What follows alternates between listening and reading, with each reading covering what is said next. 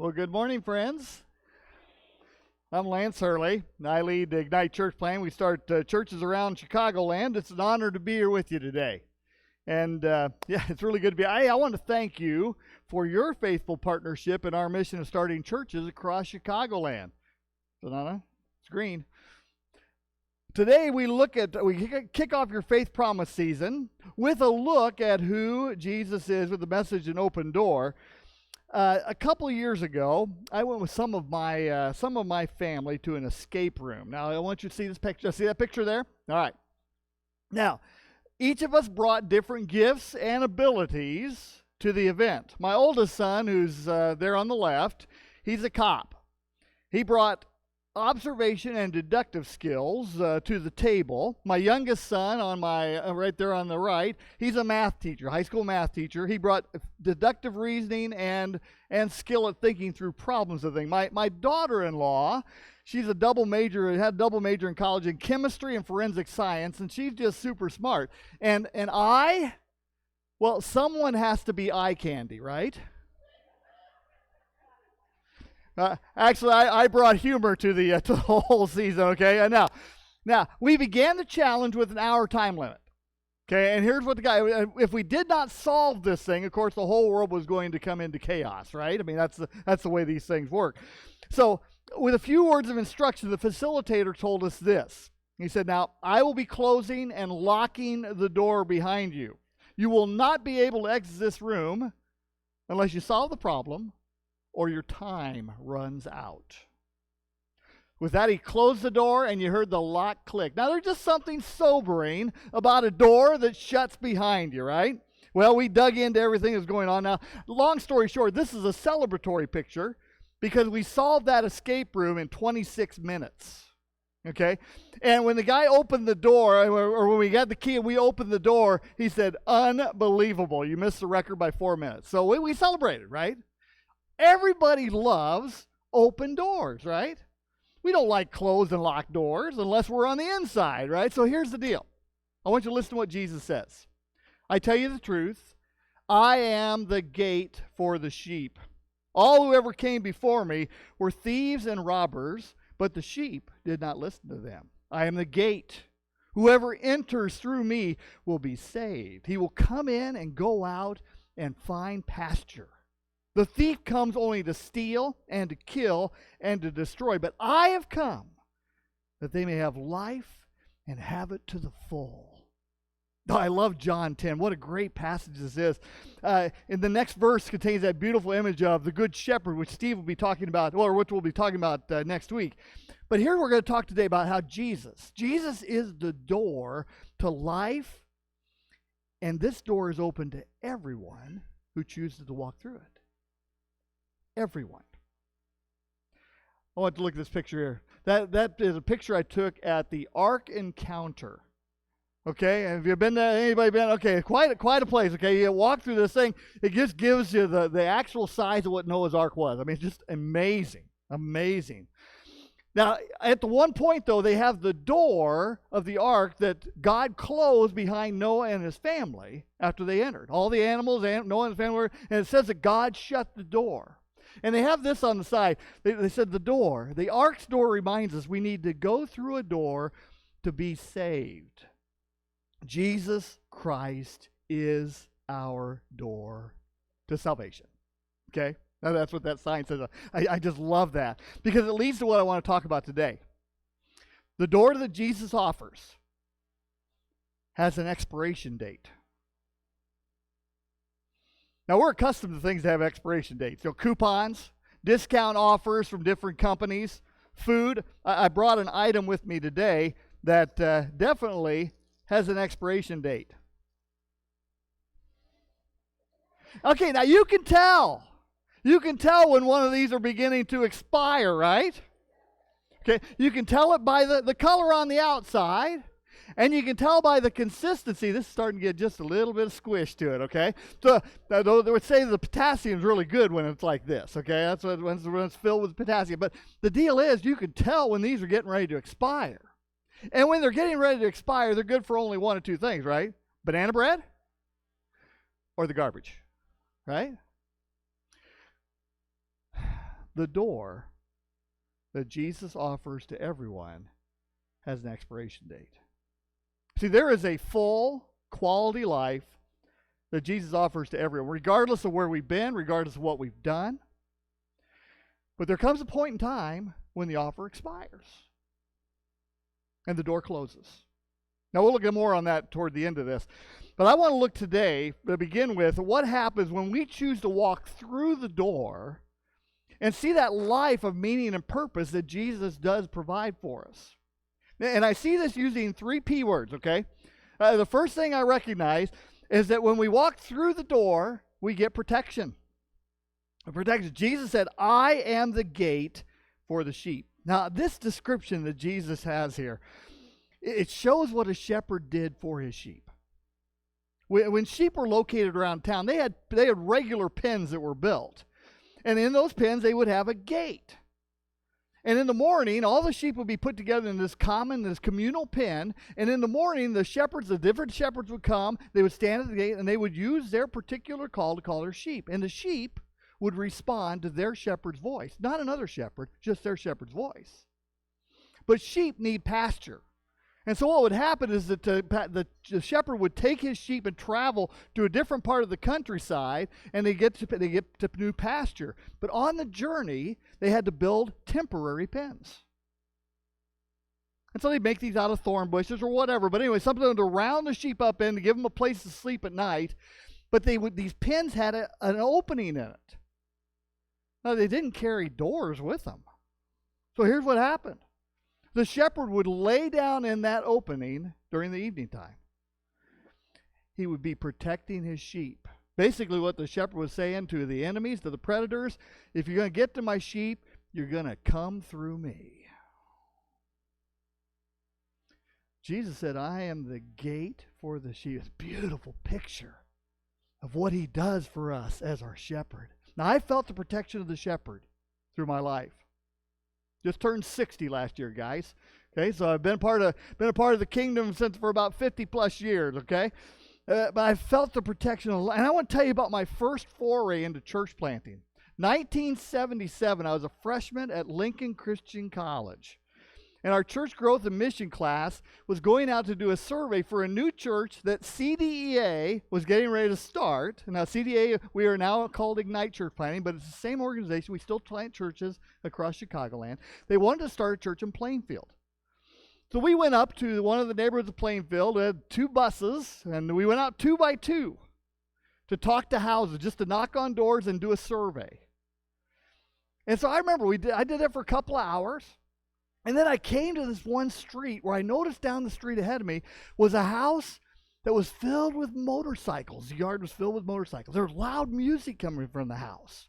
And I kind of determined as I was walking closer to it that they probably didn't need to hear about this new church, right?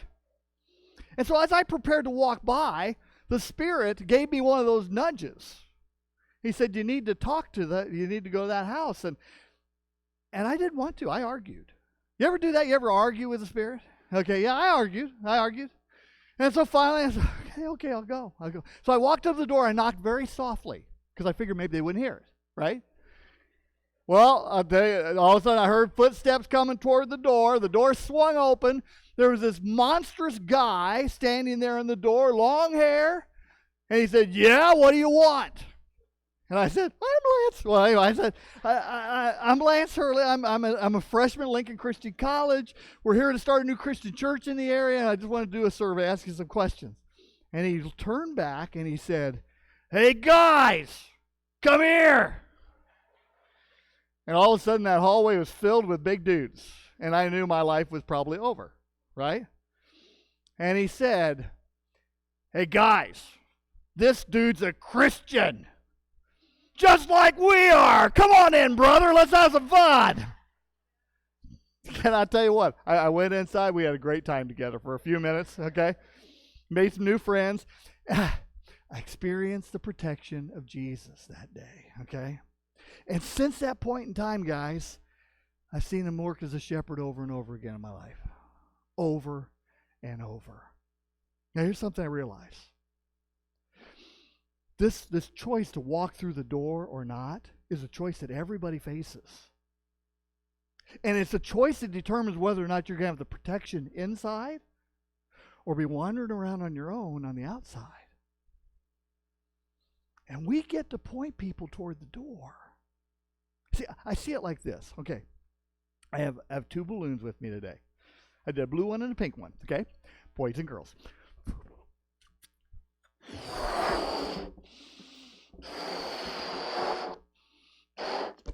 Okay, so we're going to take this one, and this one's just going to be out on its own. Now this one,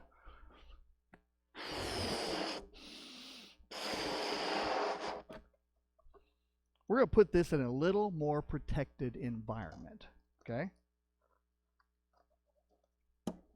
We're going to put this inside my bag. Now, here's what I know. There are,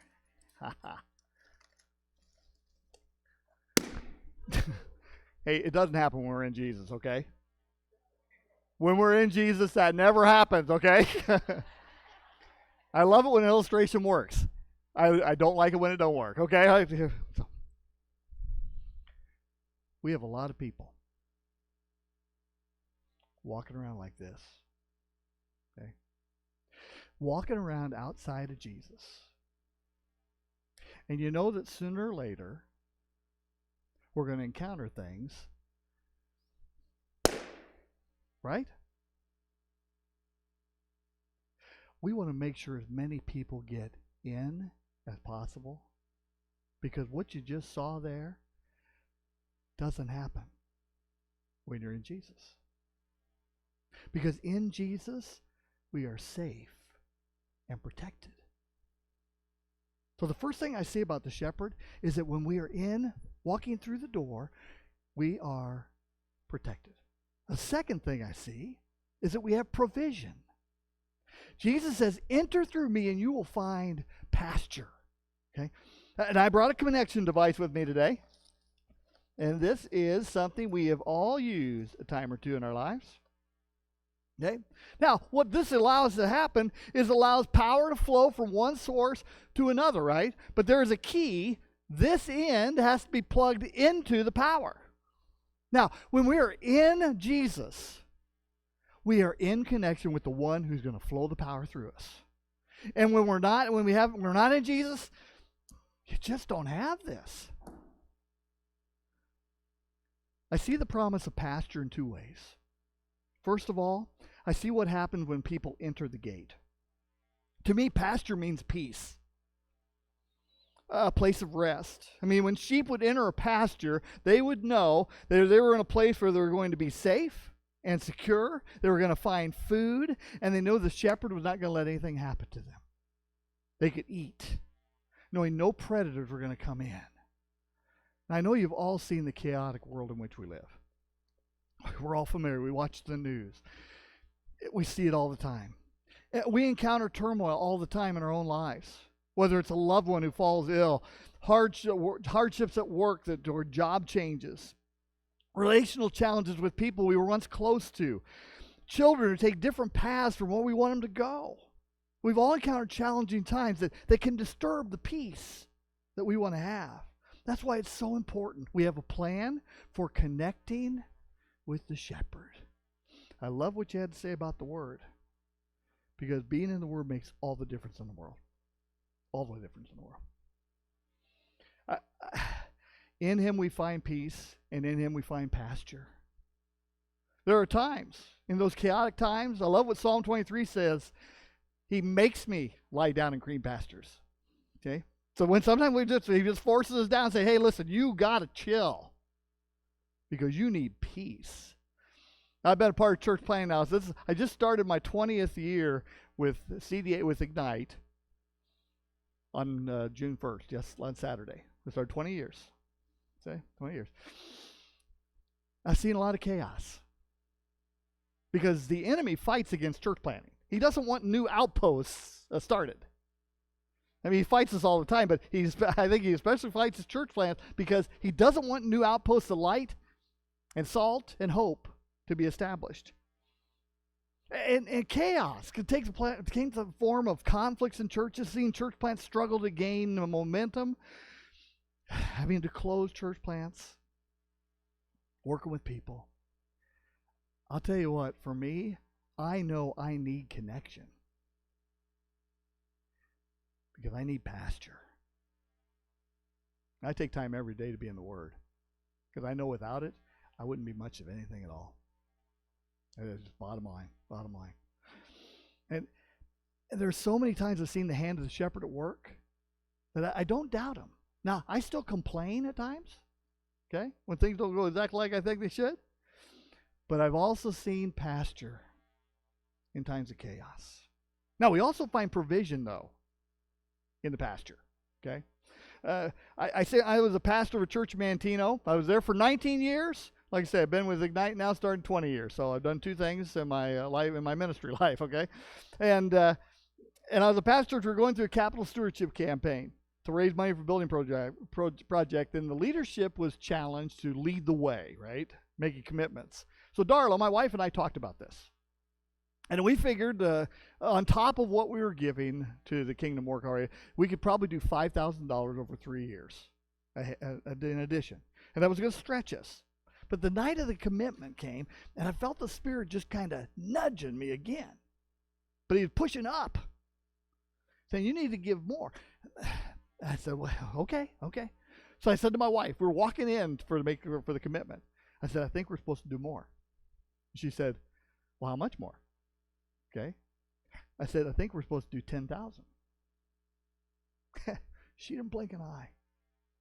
She said, if that's what God says we need to do it. And we did. Now, here's the deal. I saw the provision. Because that 3-year commitment, I wrote the final check for that 2 years in. The day I left that church to start my work with Ignite. $10,000 flowed through my hands somehow, and I don't have no idea how it even came in. But it just flowed through. And I saw once again what the shepherd does. He provides. See, what I've learned from following Jesus, being a church planner, leading a church planting ministry now, I can count on God giving me what I need when I need it. Okay? Now, I don't always get what I want, but I always get what I need and what he knows I need, okay? And if nothing else, when we talk about faith promise now, I just want you to remember that. He always gives us what he needs. Another great blessing of walking with Jesus, right? Now, the third thing I see is possibilities. My sheep follow my voice. The shepherd calls out his own sheep by name, and he leads them out.